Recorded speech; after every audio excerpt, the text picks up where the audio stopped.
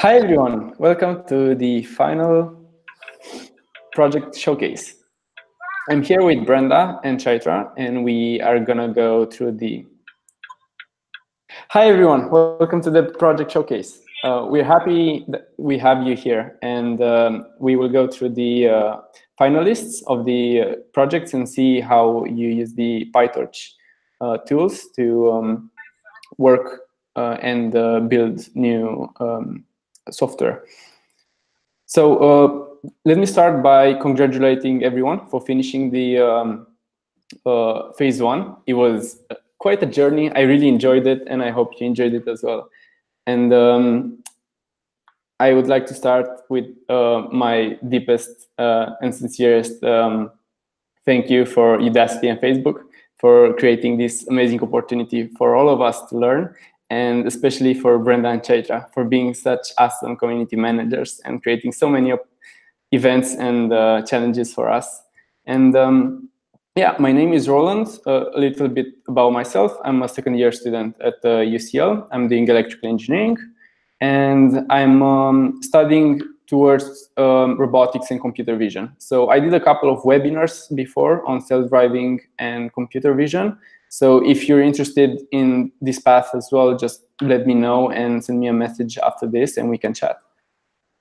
So getting in, let's start by presenting the criteria.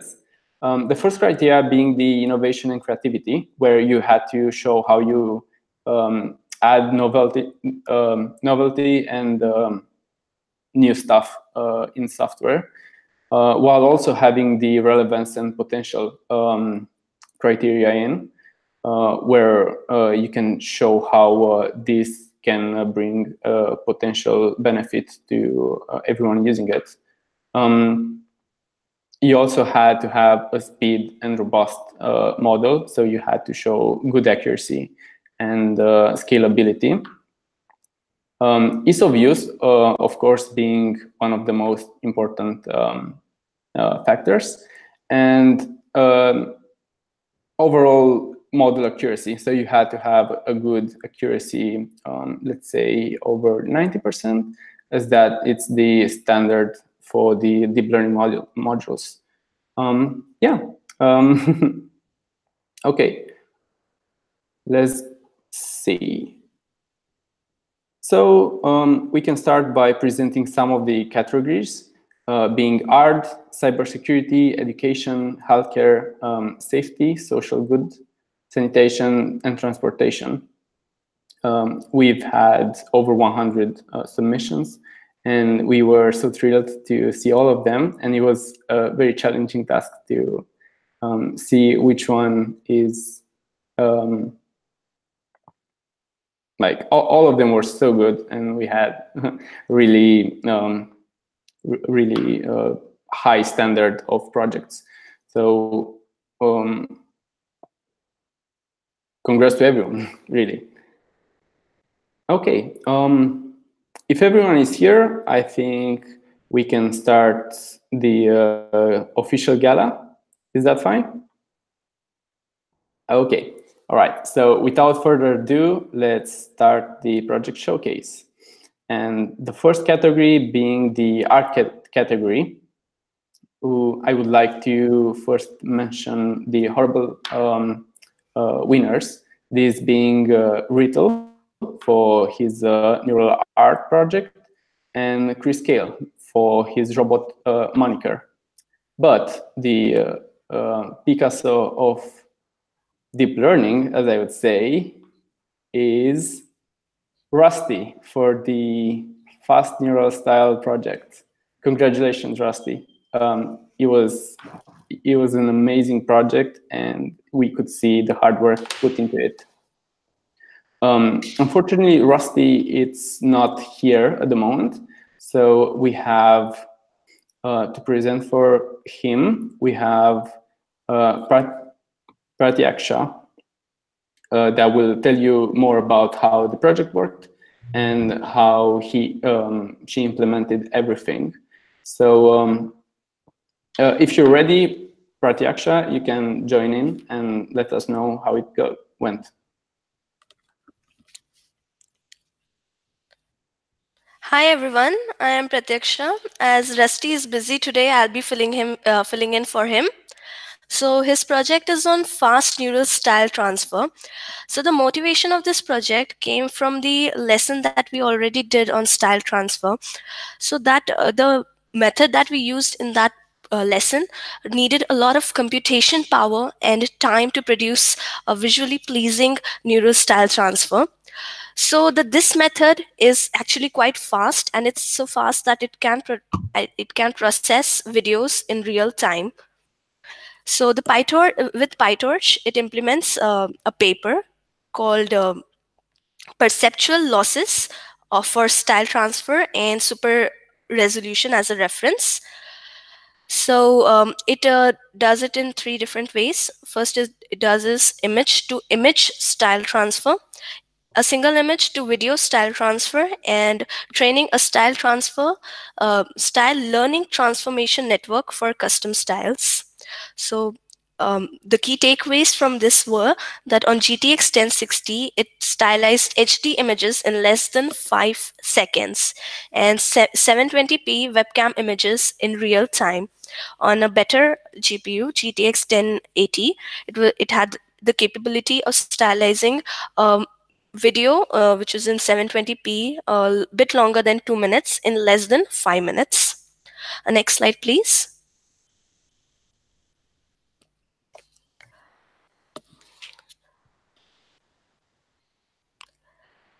So in the lesson that we implemented in the course, we manually calculated, directly manipulated the pixels of the generated image itself. The idea here is to train a separate feed-forward neural network, which is called a transformation network, to stylize the image and use backpropagation to learn its parameters. So the perceptual losses that we use here is the game changer. What it does, it makes the image more perceptual.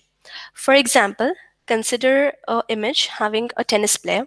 So in the usual method, the tennis ball will probably get suppressed by the styles. In this method, it does not so. The ball gets as much emphasis as it did in the original content image. The feed-forward transformation network makes it 1,000 times smarter and faster. Sorry, it's 1,000 times faster. So this makes it possible to process the images in real time. So what it does is that it takes one image and it transfers the style to each image in that video, grabs the frame, applies style transfer, and returns the video. So this is how a brief overview of how the project works. Next slide, please.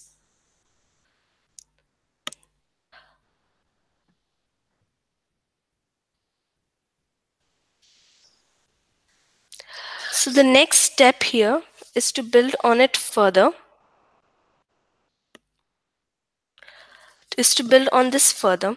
This project needs contributors who can help to make it into a web app, a mobile app too possibly, and a Jupyter notebook to make it easily be accessible across the cloud. The future work can also entail removing the some flickering in the videos and implementing autoencoder and decoder as suggested by other papers. So that was it for this project. Thank you. I hope Rusty could be there, and I hope I communicated what he wanted to say well. Thank you. Thank you so much. It was an amazing project. Congratulations. I really enjoyed the way she used the neural art transfer. It was very interesting. We also had a challenge a couple of weeks ago started doing art with style transfer, and it went really well. And I think this was really interesting compared to everything we've seen. It was really, really up there in quality. Right, so going forward, I think the next category is agriculture, and we will see how deep learning was used in improving farming and agriculture. So the honorable mention here is the plant disease classifier built by Viritam. And the winner of the category, it's coffee. He created the cocoanet, and we can't wait for him to tell us more about it.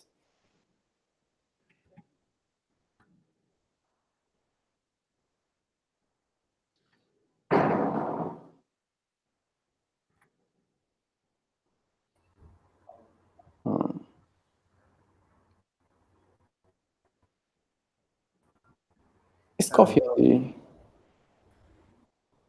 LinkedIn. It's coffee linked in the Google Hangouts. While coffee is logging in, I should also mention that, oh, you're here. Hi.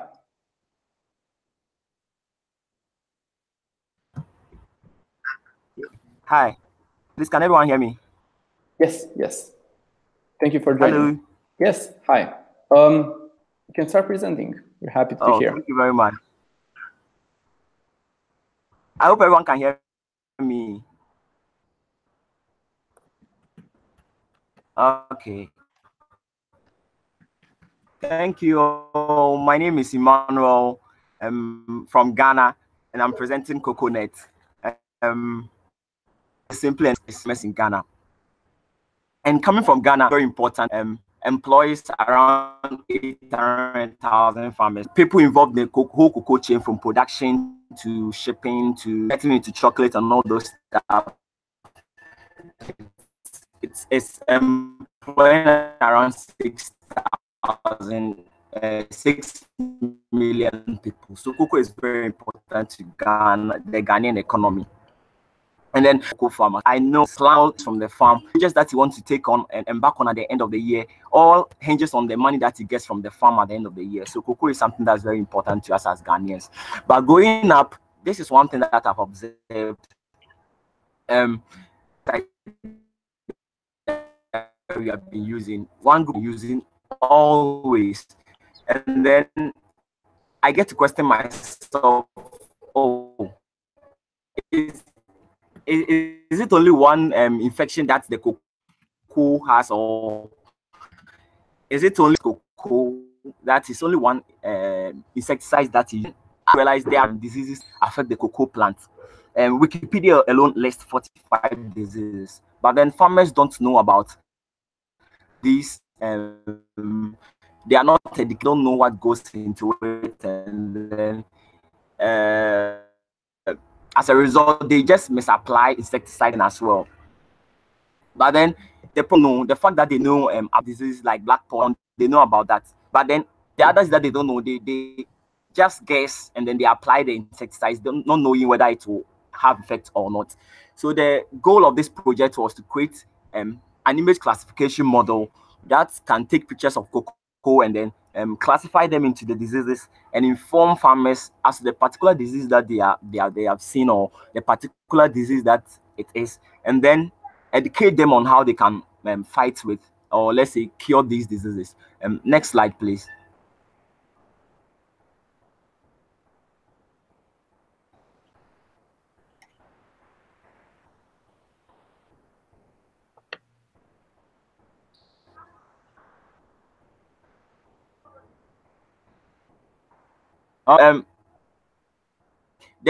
The project currently, I'm using a ResNet 18 model because I was only able to get pictures of a simple ResNet 18 model. And so even with a small model as ResNet 18, I'm getting near perfect accuracy. So it will be just it will be a multi-label classification problem, because if for the case that we have right now, the picture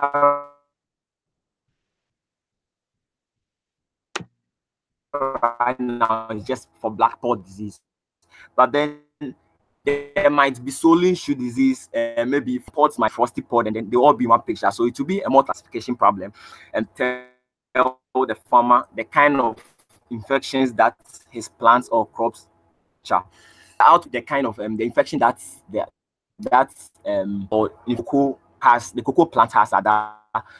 educate the farmers to the treatment methods that are available and how the farmer can manage those infections, and then, if necessary, link them up with the agric extension officers that are in the various districts or constituencies in those regions that deal with cocoa production. So link them up with those agric extension officers and then help them, give them the necessary help that they need, and then also help them in their whole production process.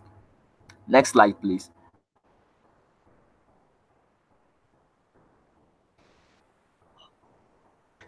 Because as I said, the model can currently detect only that was the one I was able to find online. So I've spoken with the Cocoa Research Institute of Ghana, and then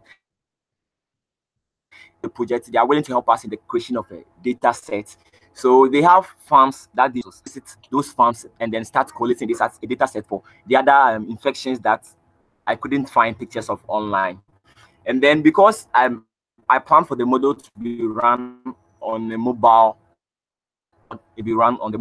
I plan to try out other architectures that are more suitable for mobile deployments, like MNAS recently released by DeepMind, and then ShuffleNet, and then probably those other architectures that are suited for mobiles. And then involve the Cocoa Research Institute in the provision of treatment methods, because they would have to kind of advise on the treatment methods and the approaches that are available from a particular infection. And then there has to be an of awareness among the farmers that there's something like that's coming on board to help them in their work. So this is all about coconut, and then I want to say a big thanks to Udacity and to Facebook for giving me this opportunity. Thank you all. Thank you, Emmanuel. It was an amazing presentation. I never thought that such applications could be created on agriculture applications such as plants and cocoa plants especially. It was an amazing application. Congrats again. Before going over, I would like to mention first that we will have a 20 to 30 minute AMA session at the end of this. As the chat might not be working properly, you'll have the opportunity to ask your questions in the M&A sessions channel at Slack. So just keep around and make sure you write down all your questions for the our last MMA session at the end. Right, going forward, we have the cybersecurity topic. So without further ado, I'd like to present Haj as the winner of the category for his malware classifier project built with PyTorch. And I would like to invite Haj to talk more about it if he's logged in. Yes, I am. Yes, hi. Hi. Congratulations. Tell us more about the thank project. You. Okay, thank you. I will just make the screen. Okay. Okay, so hi PyTorchers, I'm Hajar bin Mizian, a soon-to-be graduate in computer science. First, I really want to thank Udacity and Facebook for giving me this opportunity. It's just an amazing course, so thank you all. Okay, so I'm here to present my project, which is a malware classifier. Basically, it classifies Android application files, whether they are malware or legitimate, based on the list of permissions required by the application. Indeed, one of the biggest challenges in the mobile industry is the trustworthiness of its application, and especially if there is any malicious intention behind them. And not to forget that these applications nowadays are not only on our smartphones, but also in all connected objects like Android of Things. That's why I wanted to apply what I've learned in this course to detect those malwares. The first issue I encountered was the difficulty of feature selection. After reading several research papers, I decided at first glance to use the list of permissions required by an Android application. Okay. So here in this slide, you can see a simple web application deployed with Django that describes the process of using the application.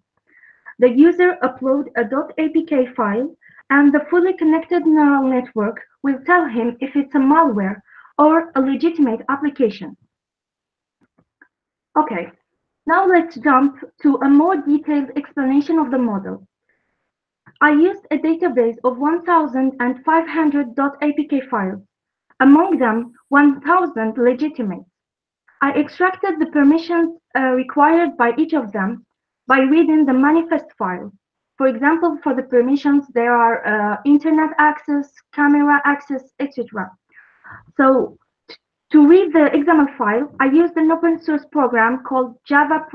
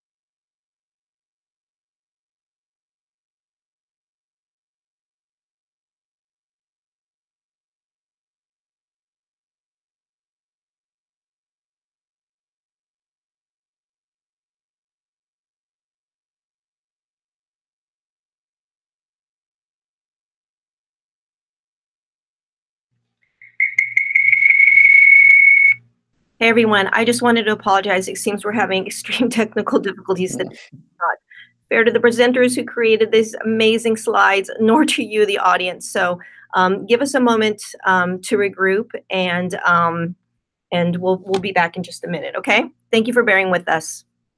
I'm going to put the main slides on.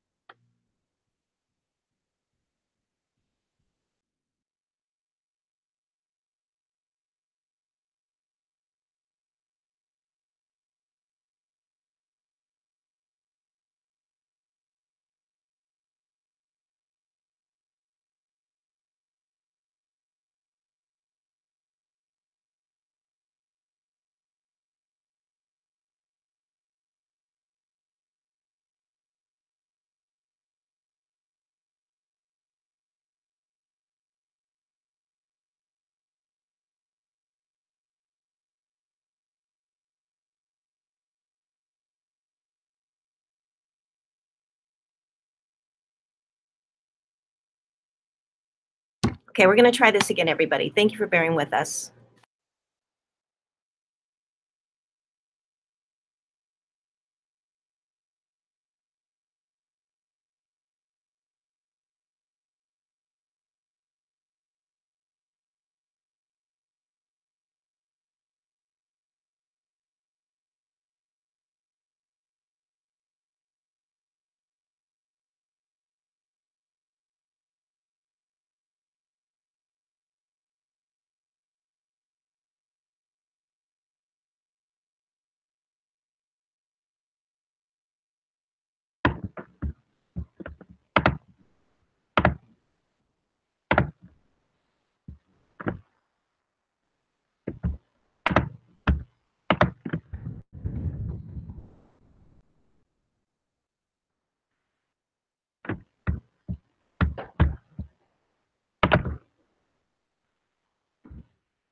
Okay, so hi everybody, I'm Hajar Benzian, a soon-to-be graduate in computer science.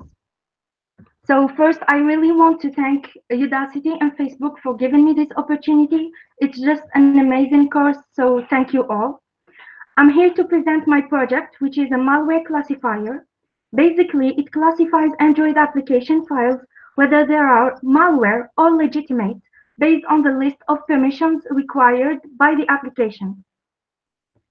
Indeed, one of the best challenges in the mobile industry is the trustworthiness of its applications, and especially if there is any malicious intention behind them. And not to forget that these applications nowadays are not only on our smartphones, but also in all connected objects like Android of Things. That's why I wanted to apply what I've learned in this course to detect those malwares. The first issue I encountered was the difficulty of feature selection. After reading several research papers, I decided at first glance to use the list of permissions required by an Android application. So here you can see a simple web application deployed with Django that describes the process of using the application.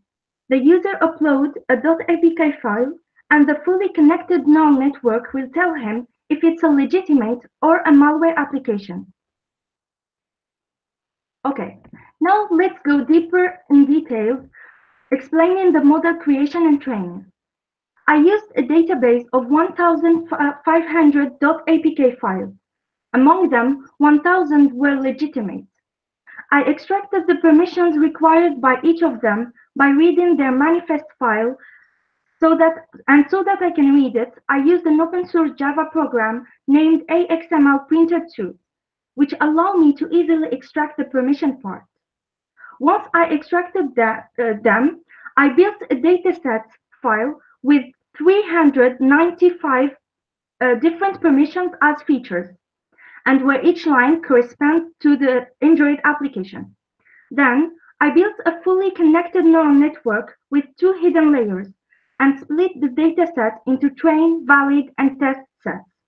Using the MSC loss and Adam as an optimizer, I obtained a test accuracy of 95%, which is pretty good. Now for the next step, I'm currently working on the Android application, which includes options like uninstall the app and fully scan of the Android system. So if you want to help me and collaborate, you can reach me on Slack. Also, I want to make some model optimizations by adding some more features and letting the model learn from the user current.apk file. Again, thank you all. I hope you like it, and if you have any question about it, feel free to contact me on Slack. I am totally blown away by the quality of your project. It was amazing. I really, really, really want to learn to do something like this as well. So I'll be sure to contact you after this. Thank you. Great. Moving on, next category, it's education. So in this category, we have an honorable mention with a project called Baby Note from Ambibola Oleyemi, if I pronounced it all right. But the main project that won is called Student TA Bot, and the big winner is Avinash, as you may have seen him from the Slack channel, as he has been pretty active lately. Yes, Avinash, if you're online, let us know how you build this amazing chatbot. Thank you, Roland. And hey, everyone. Let me share the slides.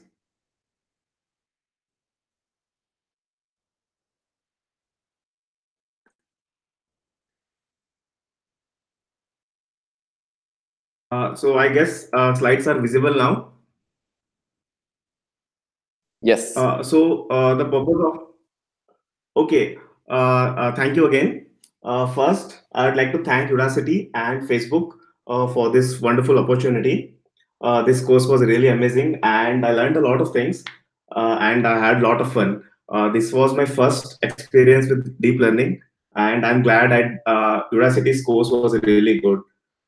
So I'm Avinash.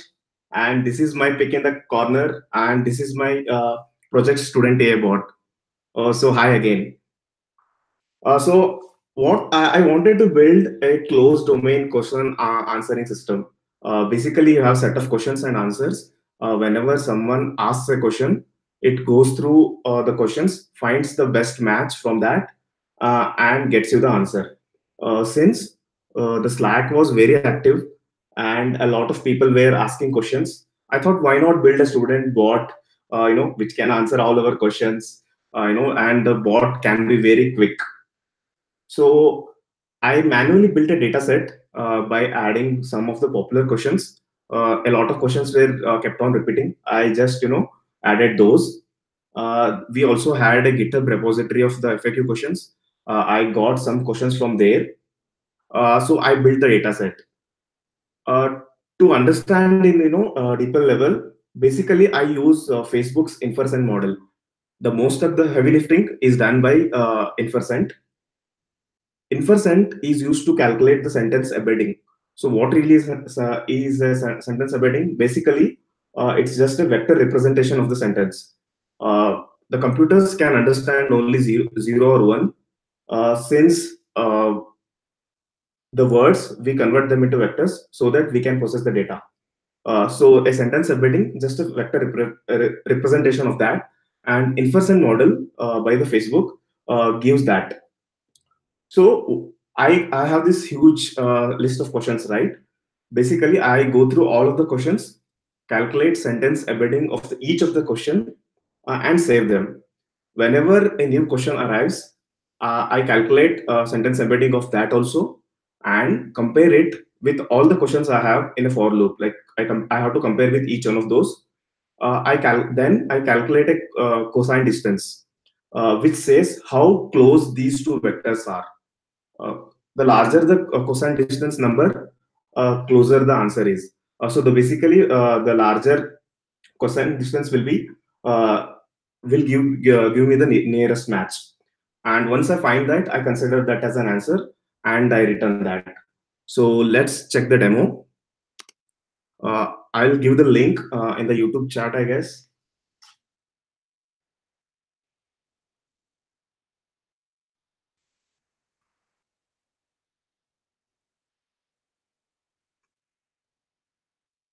So I have a simple demo here. I have seeded with some of the popular questions from lesson 2 or lesson 4 and lab project.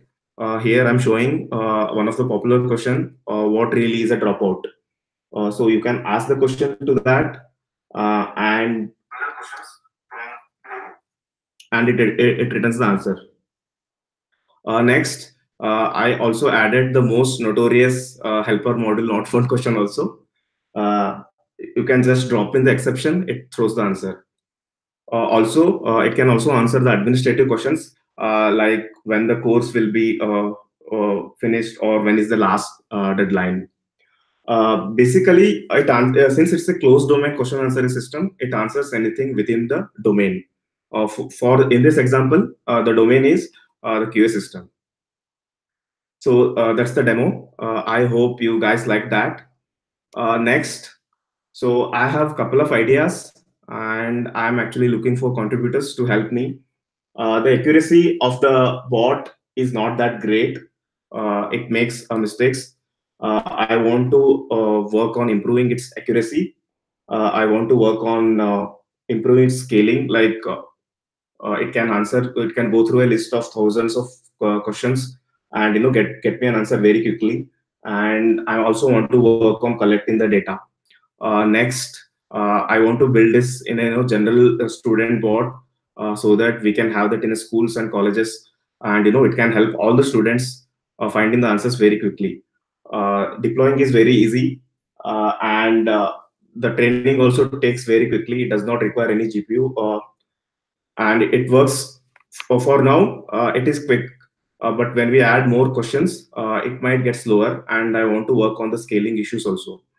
And I also want to check how it will behave with the closely related questions, whether it will get confused with the questions or whether it will be able to fetch it correctly. The code is open sourced under MIT license. It's on GitHub. Please check the link. And if you want to collaborate, if you want to contribute anything, just let me know. That's it, I guess. I hope you really liked this. If you have any questions, let me know in the Slack. If you want to collaborate, just ping me and we'll work on this. Thank you. Beautiful project. Congratulations. I see this being implemented with the introduction to deep learning with PyTorch course, because we had this Slack channel and we had so much support, but many of the other students that are just taking it as a free course don't really have access to these questions. So building this chatbot for them would be just an amazing project and very helpful for everyone. Right, going forward, we have the environment category. Here we have the honorable mention of the project with automation of satellite monitoring from PATS 94. But the true winners is the team formed by Itzvan, Hackle, and Axel, and they built this deep learning air pollution forecaster. If they're online, I invite them to join us and tell us more. I think Itzvan should be here any moment now. Yes. Hello, yes, hello. hi, Do you hear me? Hi. Yes, we can hear you. Okay, and is the slide on? Yes, I think you can share your slides if you have them. Otherwise, I think we can work with the slides commanded by. Okay, but there is. Yes. All right. Okay. All so hi everybody. I'm István from Hungary, and you can see the other two members of our team, Chris, Hackle, and Axel. We built an air pollution forecaster based on what we learned during the course. All of us is a deep learning beginner, and as you will see, we use the material and codes we learned here during the course to successfully finish our project. Our project is about moment, please. Okay. So our project is about forecasting air pollution. Numerical weather prediction models are good for forecasting common weather parameters like wind or temperature, but they aren't so good at all weather-related problems. Air pollution is difficult to forecast because apart from the weather parameters, we have to know the sources and sinks of air pollution during the forecast period. To make things simple, we try to forecast only the PM10 concentration. These are microscopic solid or liquid particles. But the same process could work for other aerosols or pollutants. Some weeks ago in Budapest, Chris organized a meeting, and there Axel came up with the idea to build this project. And I'm, being a meteorologist, had the domain knowledge. Our model, in a nutshell, it gets the actual pollution concentration for today, and it gets the weather forecast data as input for tomorrow, and from it, it calculates the pollution for tomorrow. We didn't hope to build a very accurate model. We used daily weather parameter averages, average temperature, average wind, so our model didn't know the weather fluctuation during the day. What we wanted was to beat at least a very primitive forecast. This is the forecast when you say that something tomorrow will be the same as today. And you know what? This can be a very good forecast. A lot of places on Earth for tomorrow, this forecast would be a very reliable forecast. So we wanted to be better than this. And in this, we succeeded. What's interesting, I think, is that our model was based on the character level RNN from lesson 7. And during the course, I always felt that these solutions we learn here can be applied to very, very different domains. Another main takeaway was that PyTorch is easy to use. We don't have experience with other deep learning frameworks, but altering another model to serve our goals wasn't too hard with PyTorch, even if we are beginners. In this slide, you can see our model and our results. What happens here? During the model training, we didn't use numerical weather prediction data. Instead, we used the data measured on the weather stations. Why? Because we needed the perfect weather prediction. We wanted to train only the pollution forecast part of the model. We didn't want to handle the errors of the weather prediction system. So using station measurement as input, we assumed that the weather prediction input is perfect. Of course, later in real-time forecasting, we can give the model forecast data, but for training, we don't want that. Another thing we hoped will improve our performance was that we wanted our model easily learn some assumed periodicity in the pollution concentration. An example, at weekdays there is high traffic, but on weekends there are fewer cars on the roads. So we converted the date to the day of the week and the day of the year. We wanted some conversion where the 2nd of January is close to the 29th of December, or Monday is closer to Tuesday than to Friday. You can find more about this in the GitHub repo, but this approach didn't result in real improvement. So it we didn't get the improvement we hope. On the right, you can see our results. So under errors of no forecast, you can see what kind of absolute errors we get if we say that everything is the same as yesterday. The mean absolute error was 10.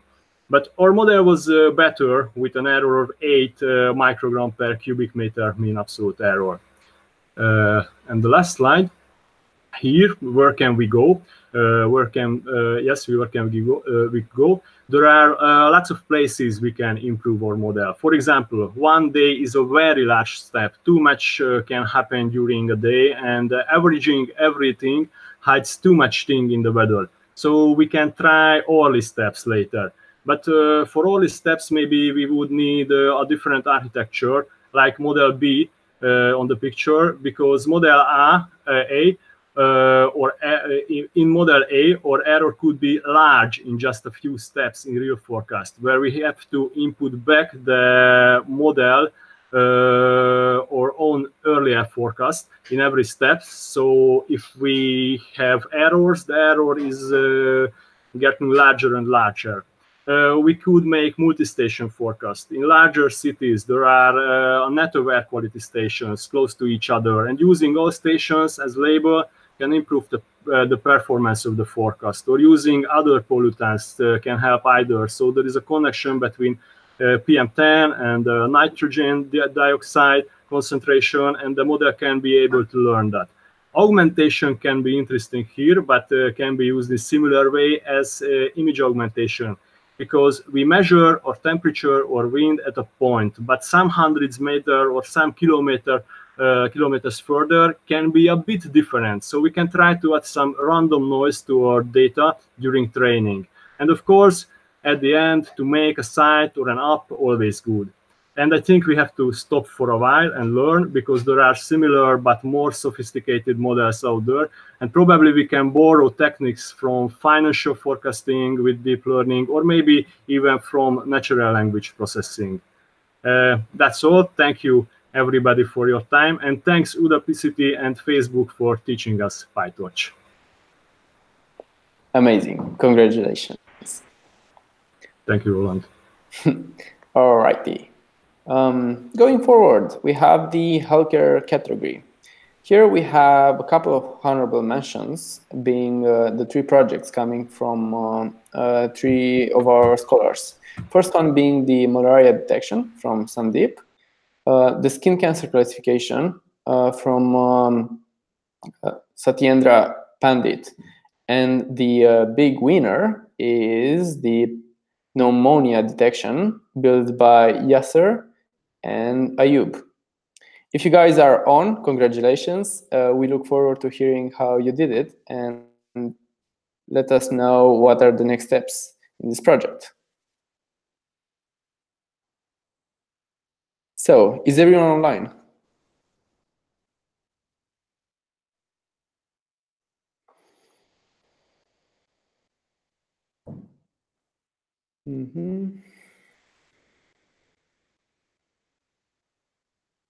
Okay. The slides are being brought up, so in any second we should be good to go. Just to mention again, you can stay at our MA session at the end of this. It's going to be taking 20 to 30 minutes, and you can ask all your questions about the project.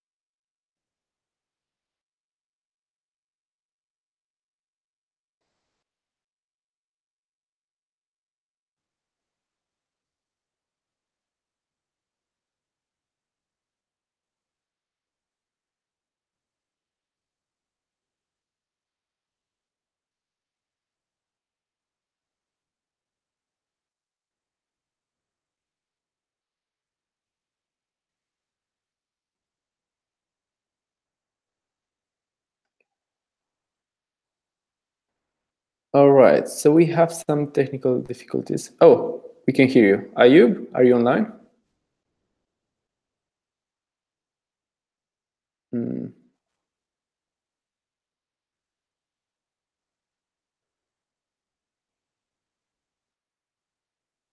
Ayub, we cannot hear you.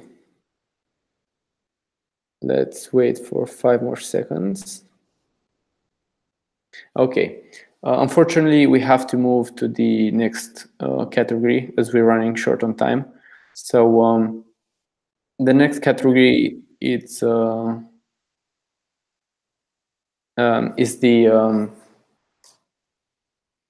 safety category. And here we have one big winner, and that being the multitask learning project for face categorization. And the big scholar winner is Sangeth. Sangeth, if you're online, let's get started. Yeah, can you hear me? Yes, hi. Yeah, I'll just share my screen. All right. Yeah, so can you see my screen? Yes, we can. Okay, so hi guys, good morning everyone. So I'm Shangit, a mathematics student from India. So my project is multitasking learning for face characterization. So the motivation for the project is actually from one of my previous project, which was a computer vision security system, in which I had to use computer vision techniques to find and identify the people's face and to characterize them. I actually completed the project, but one of the problem which I faced was I had several tasks like identifying the face, finding the age of the person, the emotion of the person, etc. For which I actually had to use several models for each task. That took me a long time to train and debug. So I actually had a hard time debugging and improving the model. So the goal of this project is to actually find a way to reduce the training time of multiple tasks together. So I was researching on finding a way to reduce this problem. I noticed that all of those tasks which I wanted to perform, like finding the emotion, finding the face, age of the person, actually used some common features of the faces. So I tried extracting these features and using those features to learn all those tasks. So I used a common feature extractor. You can see in the image. I used a common feature extractor and used those features to learn all my several tasks. As you can see, my model can identify the sex, emotion, age, and face direction of a person given his face. So this actually helped me save a lot of time, and I'm actually planning to add more datas with more classes, including not a human face too. I also had to add the face detection task too. And I'm also planning to add a segmentation task to segment out only the faces of the person. And one of the things is I had a really hard time using PyTorch for this task because PyTorch doesn't have a module for multitasking learning. So I'm planning to write a general purpose module for this. And I couldn't actually use augmentation in it because PyTorch doesn't have any functionality for it. So I'm planning to add it. So if any of you guys want to contribute and join me in making this, you can just ping me in Slack. So that's it, guys. Thanks for listening. Amazing. It was amazing. As you know, I'm super passionate about computer vision and face detection, and I will make sure I will contact you after this. All right. Moving on, we have the social good category, and here we have the honorable mention being Axel with the Deep Walker project. But the true winners is a team formed of 7 scholars. And the project is called PyTorch. It's a real-time sign language interpreter. But we have as a speaker, we have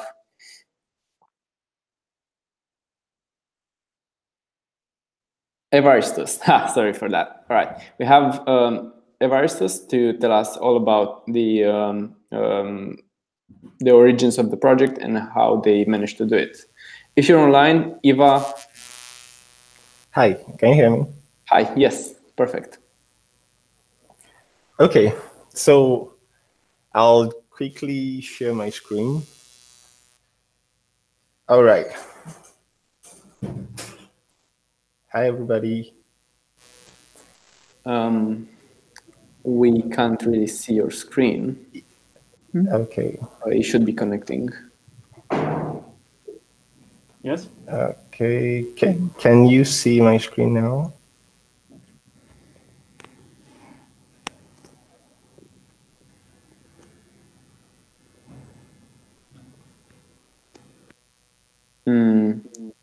Not really. I'm not sure. Okay, it's working. Yes, we can see it. All right.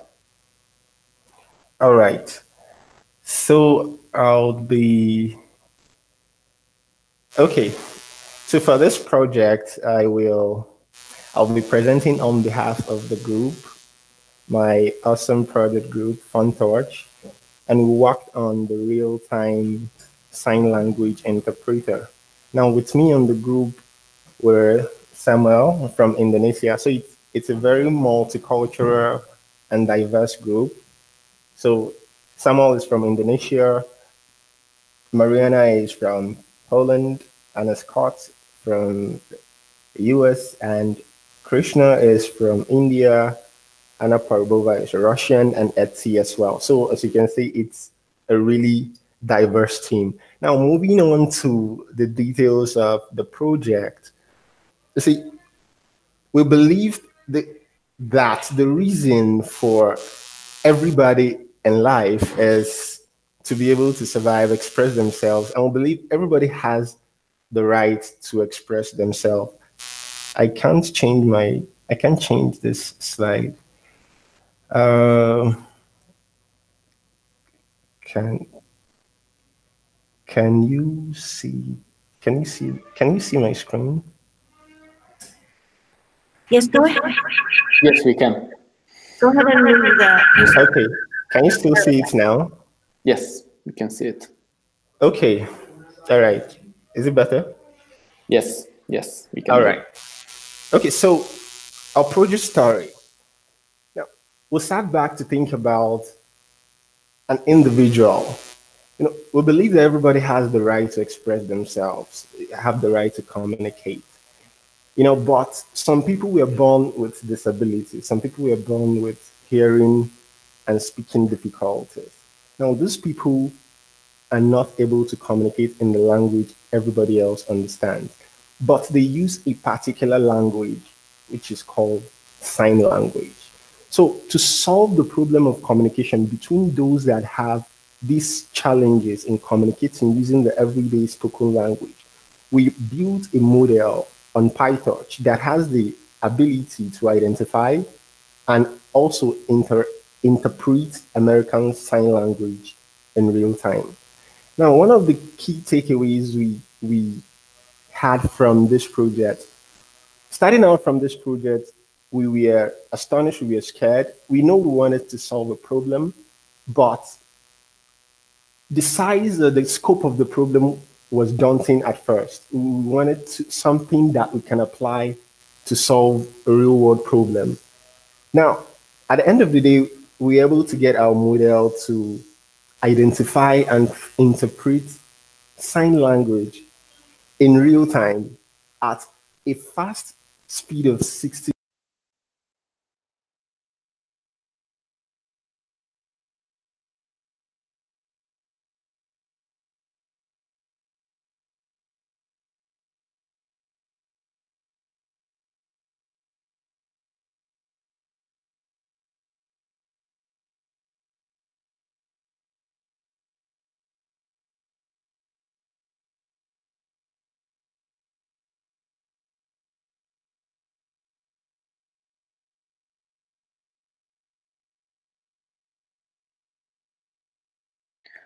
We might have some technical difficulties.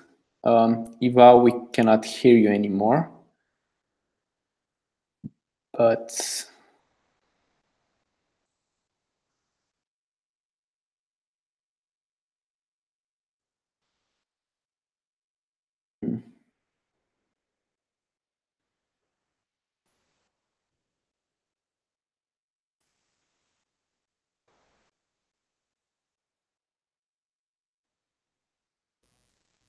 okay, Hello? we can hear you. Yes, we can hear Can you back. hear me now? Yes. Yes. All right. Okay, great. So speaking of the, so I was talking about the model being able to interpret sign language in real time, and this was our main goal. Now, it was humbling at the beginning, but at the end of the day, being able to solve a problem like this gave us more confidence. All right, let's delve into the project walkthrough. So while the video is playing, I'll quickly explain what is going on. So you can see a green bounding box, which automatically tracks the location of the hand on screen of the user. Now, on the top left-hand corner, you can see the number that the model is detecting, and it's outputting that in real time. Now, it doesn't matter where the hands are, provided the camera can see the user's hands, it can interpret whatever sign the user is making. Now, this allows whatever type of person to use this application without having to constrain them. Now, we built this model using a data set of over 5,000 hand signs. It was difficult getting a data set that met our standard because we wanted the model to be able to translate and identify signs irrespective of the skin color of the user, irrespective of the lighting condition and all that. So being a diverse multicultural team, we had so many people with different skin colors. We had, this helped us to get a very diverse data set and apply it to the problem. Okay, now we equally have the app deployed to an Android application. Now this application, unlike the desktop app, it's not real time, but what it allows you to do is that it allows you to take a picture of yourself like you can see on the screen, and the model will translate whatever sign it identifies on that picture. And also, you can search for a particular word and it shows you the sign for that word. So these two approaches helps both the user as well as the person you're communicating with to understand the sign being shown. Now, what are the next steps for us in this project? Now, we have been able to demo a concept to prove that this is workable, because in the course of this project, we had so many, you can't do it, it's too difficult, I've been using sign language for years. You know, we had a lot of stories like that, but we pushed beyond all those boundaries and we came up with a proof of concept. Now, what we need, we are looking for contributors, someone that is proficient in American Sign Language as well as English language, so that we can add a lot of more features to the app to be able to translate even complex words, to translate alphabets, to understand finger spellings and, you know, things around that space. And we're also looking at deploying the app to mobile so that it can have the same real-time translation and interpreting ability that the desktop version has. Now, we're looking at pushing this project to the point where I can deploy the app in a chat application, say Facebook Messenger, for instance, and a sign language user sitting in front of his or her computer can make hand signs, and this model translates those hand signs into words and display it in the next person's screen who doesn't understand sign language. This is ultimately what you want to build. Now, there are so many dimensions we can push the app to, but for now, we are looking at this in the near future. We're looking at a future where it doesn't matter whether you can speak, whether you can hear, but provided you can see, you can be able to communicate with anybody. So if you want to join us, our code is open source. You can find it on the GitHub channel on the GitHub, and for the mobile version, you can find it on the second GitHub link. Now, every detail about the project can be found on our website, funtorch.org, and also the introduction slides and all that. So I look forward to having some more interesting conversations with the students. Feel free to ask any of us questions. You can take a look at the names. Feel free to approach anybody on Slack and ask us about this project. We'll be willing to introduce you so you can contribute. Thank you once more. Thank you, Udacity, and thank you, Facebook. It was an amazing opportunity, and we're glad we came this far. Thanks again. Thank you. It was a flawless presentation. So good, so good. Congratulations again to you and everyone involved. Yeah, in the meantime, Ayub managed to reconnect, so we will be going back to the healthcare category. And Ayub, if you're connected, we Hello. Hi. Hello, Roland. Hi. Okay, sorry for some technical issues. Hi. Okay, whenever you're ready. Okay, so hello everyone. I'm Ayub Ben Aissal, fourth year computer engineering student in Algeria, and I have my teammate Yasser with me. Hi, hello everyone. I am Yasser Al-Tarash, a fourth year computer engineering student in Algeria also. So what was our motivation, Ayub? So we wanted from the beginning to work on healthcare project to help people, and we found out that pneumonia is the cause of a lot of death every year. So we decided to do something about it, right, Yasser? Yes, that's totally right. So we used our knowledge and what we have learned during the course to build a neural network that can detect pneumonia with a very high accuracy, and we wanted to make it very easy to use. Firstly, we started by defining and training the neural network, which consists of a pre-trained DenseNet 121 connected to our classifier. The training was done in two phases. The first was to train the whole neural network, and the second was to train the classifier only. After that, we wrapped our neural network with the RESTful API and hosted it publicly. And finally, we built CLI-based utility and web application which make use of that API. Now you can find the link to a live demo of our application where you can test it and diagnose pneumonia or on some chest X-ray. Now we are gonna run a quick demo. So you first need to upload your chest X-ray. Then you will get some result from the server. Now we are going to send pneumonia chest X-ray, and you can see that the result is the patient is sick. Sorry, the video run quickly. So okay, for the next slide. So we think that we can go very further with our project, making diagnosis of pneumonia even better. For example, we know that one of the methods used by doctors is to listen to the lungs of the patient with a stethoscope.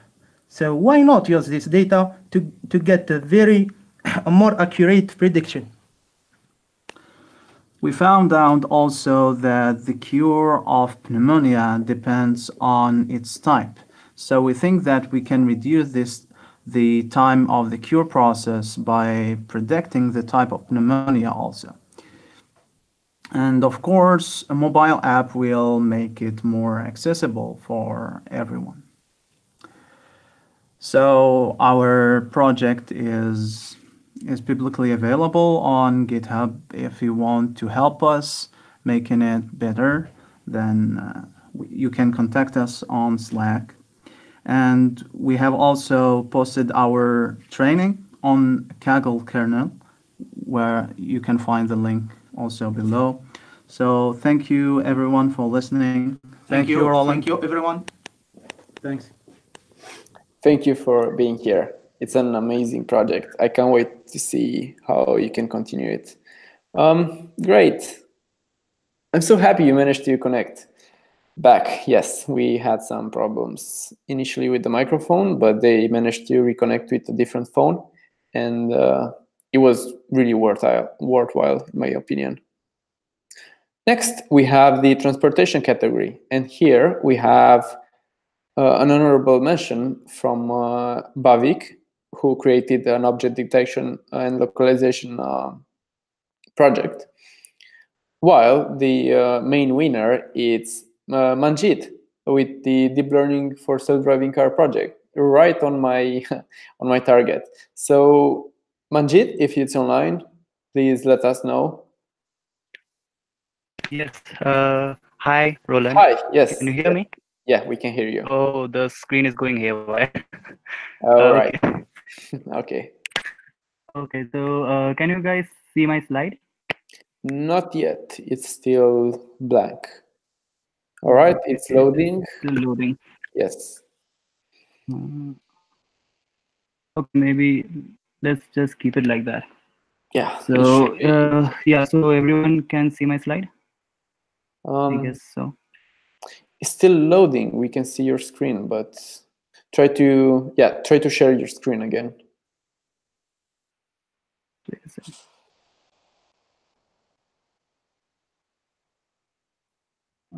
Okay.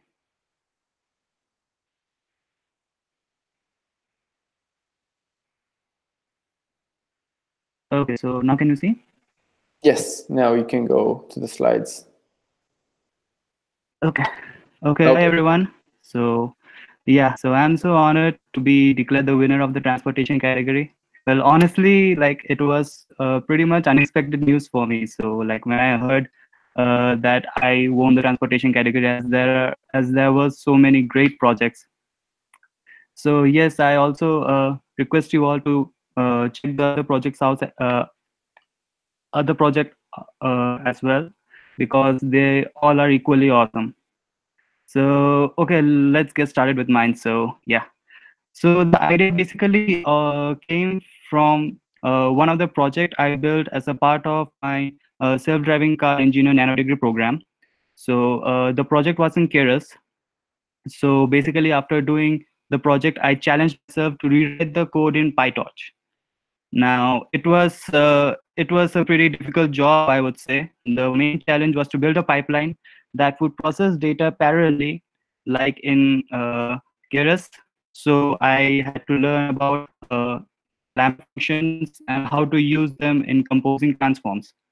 And also I learned in depth about data loaders in PyTorch. So that was quite exciting. So the idea was to first gather training data by manually driving a car in a simulator, which was provided by Udacity. It is free to download for everyone. I'll share the link in the Slack channel afterwards. So it was basically that, and we use those data to train a convolutional neural network model that will enable the car to drive on its own in autonomous mode. So in the project walkthrough slide, you can see on the left-hand side is the architecture. So this architecture was basically presented in one of the research papers published by NVIDIA. So in the architecture, as you can see, it is pretty easy to understand as every information is given, like the kernel size, the number of layers, the depth of each layer, etc. So basically, you can see this here. So and it also took some time for me to figure out the input dimensions of the feature maps for different convolutional layers, and in the end I had to tweak some of these layers to make sure the model is not overfitting. So let's look at the demo. So since I'm sharing my screen, I'll just go ahead and be brave and try to run a live demo out here.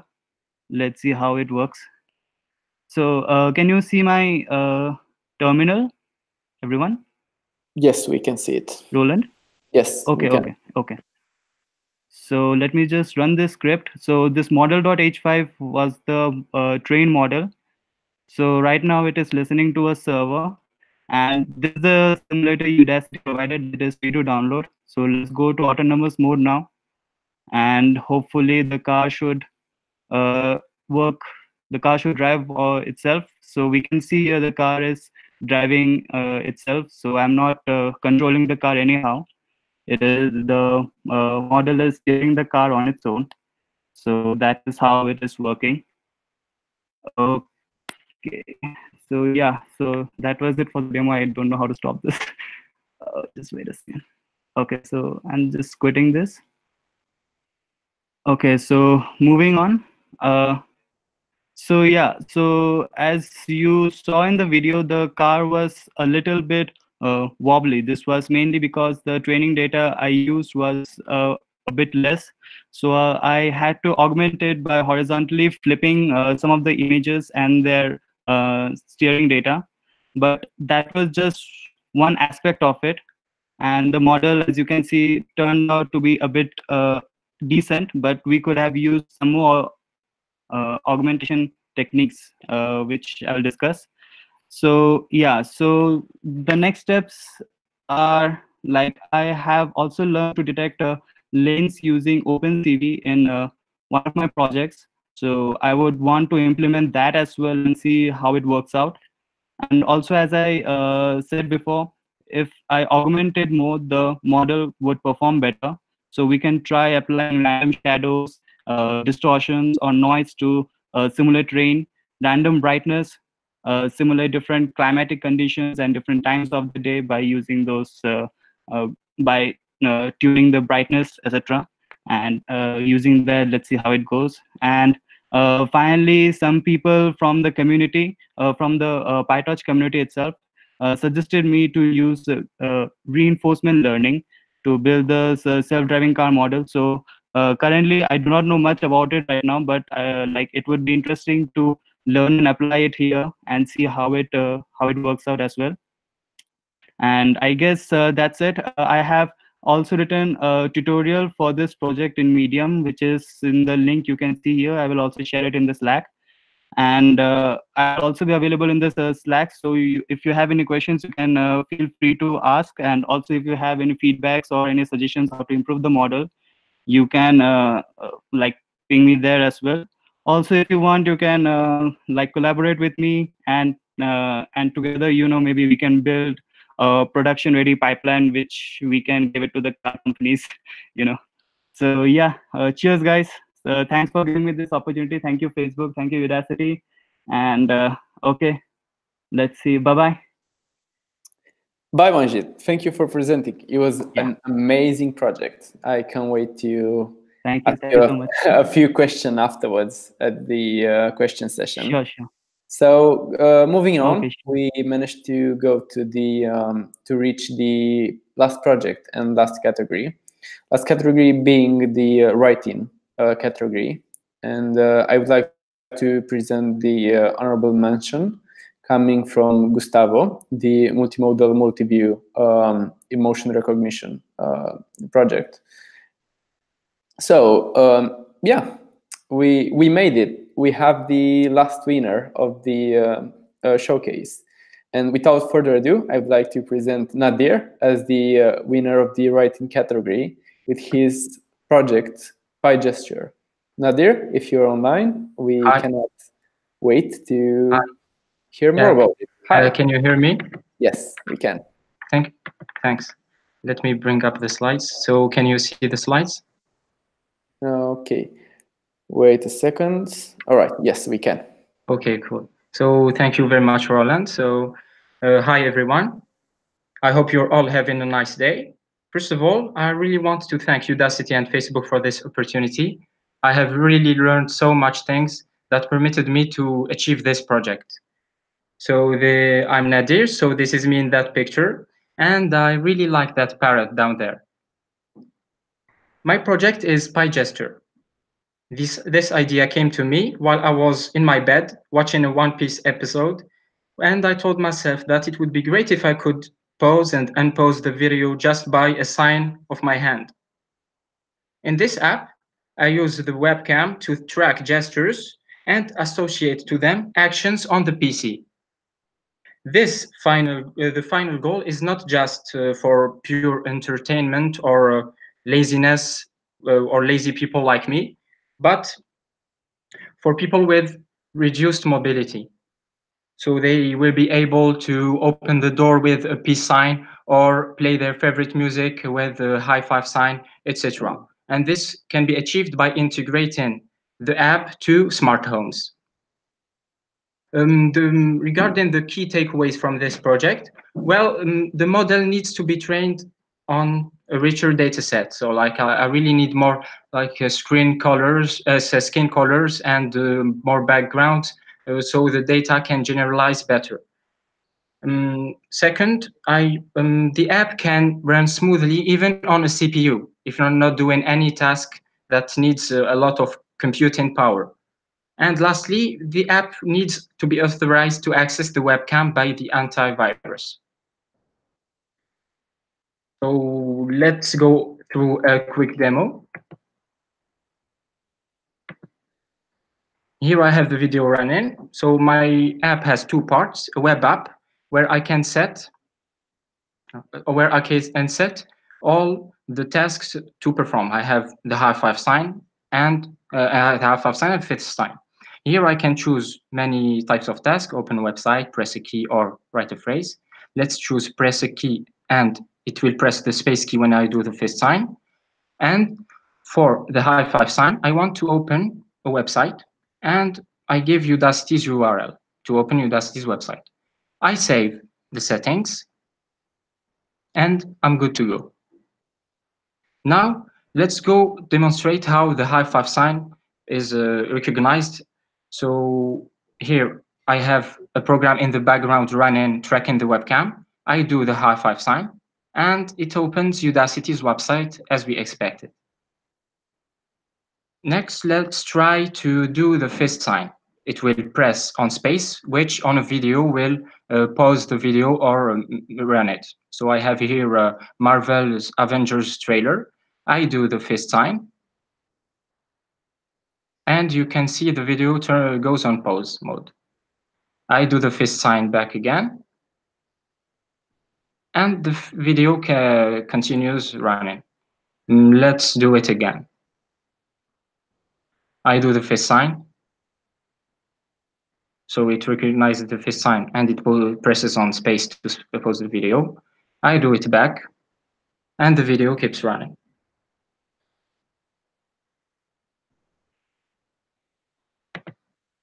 So next, let's go to for the future. What I really want to do is, first of all, I want to add more signs. So at the moment there are only two. I need a richer data set to train on. Second, I really want to integrate the app with Arduino for IoT usage for smart homes. Next, I really want to add more tasks, like compose tasks, for example, open Udacity's website, then press on my classroom, or tasks like open this program, or play my favorite music, etc. The fourth point is I want to work on webcam virtualization, because when the program is running, it's using the webcam, so other apps can't access it. What I want to do is work on that to allow other programs to use the webcam while the app is running. And finally, this is the key point, I really want to work on benefits for people with reduced mobility, so I can help them in their life. This is the GitHub repository, if you want to check it. If you have any questions, reach to me on Slack. Thank you very much. Amazing project. Congratulations. Make sure to be in the Q&A session, because I want to ask you a couple of things. All right. Thank you, everyone, for presenting. Congratulations to everyone. It was a really amazing showcase. I can't say how impressed I am by everything. And I would like to showcase the... Okay, so if this goes as expected, this should be the most, the funniest GIF I've ever seen. So thank you, everyone, for presenting. Congratulations, everyone, to the projects. thank you everyone for joining us on the stream, and make sure to go on the MMA sessions channel so you can ask your favorite projects, the questions you want. I want to thank you, Udacity and Facebook again for the amazing opportunity of creating this project. And definitely Brenda and Chaitra made an amazing job.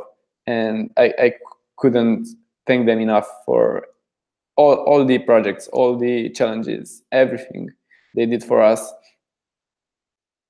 Yes, if you want to get involved in a project or seek to find out what everyone is up to, we are waiting for you in the AMA questions channel, and we look forward to celebrate our last moments of the challenge. Okay, all right. Thank you everyone for joining us. So I'll make sure to be in the channel if you want to chat, if you want to say congratulations, if you want to join an event or a project. Just we look forward to seeing you there. Okay, thank you for joining us, and take it easy.